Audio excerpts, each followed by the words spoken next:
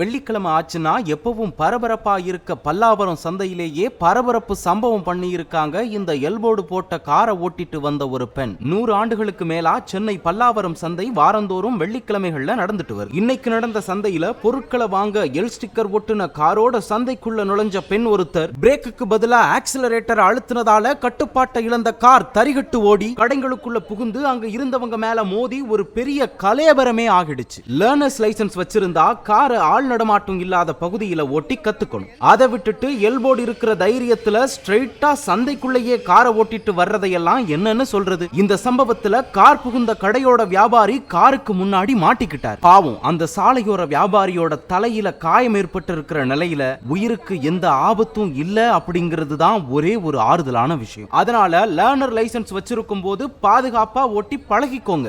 அதை விட்டுட்டு பிரதான சாலைகள்லயும் மார்க்கெட்லயும் பூந்தீங்கன்னா மர்கையாதான்.